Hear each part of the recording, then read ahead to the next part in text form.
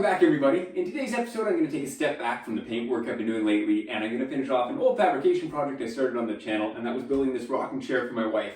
Now, in today's episode, we're just going to do a little woodwork for the armrests and put it all together. Let's get to it.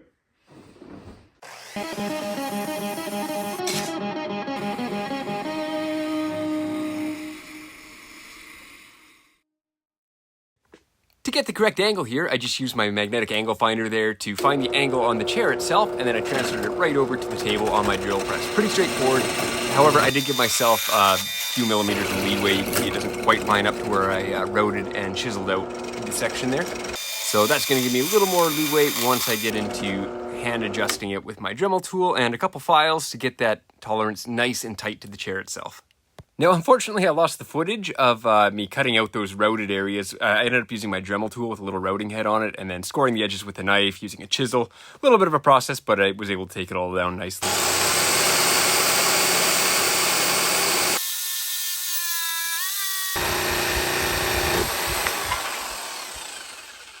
On most of my projects, this one included, I just sort of eyeball all of my curves and shapes just until I get something that looks aesthetically pleasing, and this one was no exception, so just took the pencil there, got a couple nice radiuses that I liked, and went to town with the jigsaw. Alright guys, so we got our rough profile cut with the jigsaw. Bandsaw's high on my list of things to buy, but jigsaw works for now. I went out this morning, grabbed some more belts for my belt sander here. I do have a 40 grit, but I'm going to throw an 80 on first, see how that cuts. It's been a while since I've done much woodworking, especially with walnut. So we'll start with the 80, see how that goes. I got some 120, and then I've got some circular sanding discs for the orbital sander as well. Unfortunately, I'm severely undertooled in my garage for doing woodwork. However, throwing my little belt sander in my vise worked extremely well. Almost as good as having a tabletop belt sander, but this did the trick for me. So I ended up switching over to the 40 grit belt there. The 80 grit wasn't cutting all that much. And got my sort of initial shaping done. And honestly, I'm really happy with it. I was planning to go a little more crazy with it, get sort of a flowing kind of different shape. But I actually really like the simplicity. It's nice on the arm, comfortable on the arm. Fits really nicely to the chair. So I might just go that far, take it a little finer, obviously, hit it with the 80 grit belt as well, then go over it again with some sanding blocks, straighten things out, and then the orbital sander to finish it off. But yeah, we'll go ahead, we'll get this one here to that point, and then I'll decide what I want to do. I'll just throw in a quick reminder here to always wear a mask when you're working with woods like this and causing a lot of sawdust. So I threw the 120 belt on there to finish things off with the shaping, and I'm pretty happy with how everything is. You can tell it's not perfect. On focus, there we go. You can tell it's not perfect, but that's where we're going to go over it with the orbital now with 220. That's going to smooth out all these contours and gives a little more mobility, especially on these curvy bits on the end.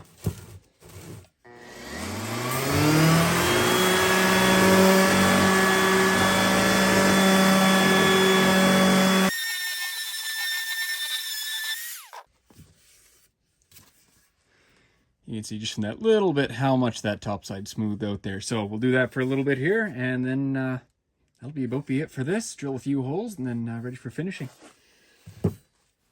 And after running over the orbital, I used some 400 grit by hand. Straight line scratches by hand are going to be more aggressive than an orbital, so that's why I stepped up the grit. With everything clamped up, I'm able to mark all the holes right through the chair, so I'll have perfect pilot holes on every spot. All right, guys, so final step here before we throw our finish on the wood, and that's to drill all of our pilot holes for the screws. Now, for the bottom, we're going to be using screws with a flat bottom, not a countersunk screw like these. However, I don't have any of those. I'll pick those up. I want a brass for the sides just to look nice, and there is only one on the side. It goes in right like that.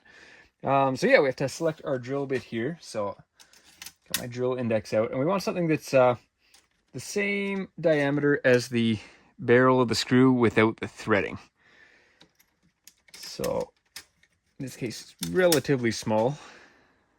That might be kind of hard to see on camera, but the diameter of that drill bit is roughly the same diameter as the area between the threads on the screw.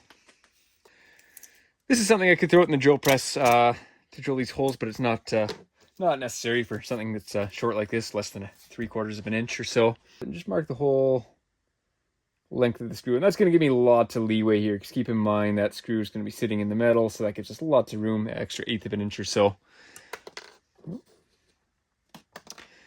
And having the tape on the drill bit there, it's just going to let me know when to stop as I drill into the wood. And if you're wondering why I'm not drilling this on the chair, only the two side ones could actually be drilled while it's attached to the chair, clamped in place. There isn't enough room to get the drill between the seat and the armrest.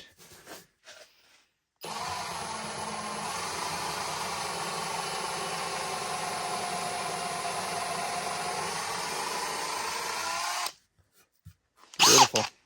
Nice and easy. I'll crank out the rest of these and then we'll throw some finish on these armrests.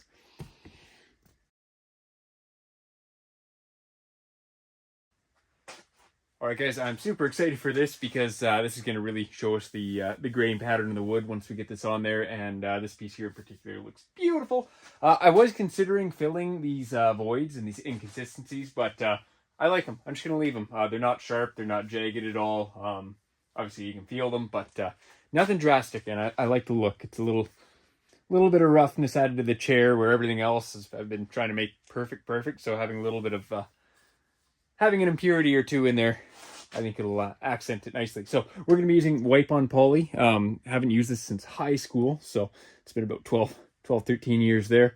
I just remember being a durable, really nice looking finish. So I'll throw a little bit of this on a lint-free cloth here. In this case, I'm using Torque Top Pack cloths that commonly used in auto body for cleaning panels to be prepped. All right. Let's start in this really nice area here. Ooh, that is gorgeous.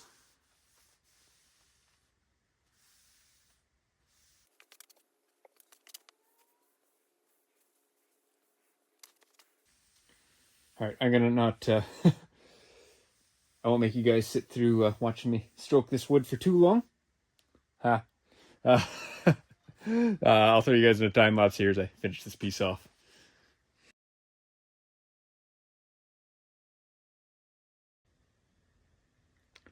So these guys are dry now. They've had about 24 hours to dry. So we're going to go over them light with some 400 grit and then give them one more coat of the finish. I'm super happy with how these look. That grain, that pattern, oh, just really popped with that finish on there. So let's give these a quick sand and we'll slap another coat on there. My sanding here, I'm just sort of following the directions, just giving it a really light D-nib, essentially. If you're an auto body tech, you'll sort of understand that. You're sort of trying to knock any imperfections off there. Then I'm just giving it a quick blow with the air compressor, and then we're ready to spread some more finish on there. And same thing as before, just applying it with one rag, wiping it smooth, and then just letting it dry. Now, for a project that was going pretty smooth, despite taking me 2.5 years, this is sort of where things started going wrong for me. All my brass screws did not work out so well. You'll see here in the coming clip. So, unfortunately, my brass screws in the bottom there did not pan out very well, as you can see. 3 out of the 4 snapped off before even tightening all the way down. So, yeah, that's not going to work. I'm going to put some wafer top screws on the bottom there. I'm going to go to a number 8 instead of the number 6 to prevent that. The side screw, our countersunk screw, seemed to work fine. So I'm going to keep that with the brass because it looks really nice. Now I'm hoping get some vice grips on these guys and turn them out. So luckily I was able to get one of those screws out using the vice grips. However, the other two were just sort of twisting off and not really going anywhere. It is brass, it's super soft. So I ended up throwing this on the drill press. I had to drill out those brass screws that were broken off. I had to go really slow with a sharp bit because, as you know, if you're drilling into a harder object in a soft object, it's always going to want to slip off that harder object and just go around. So using a sharp bit, smaller bit, I was able to drill those out.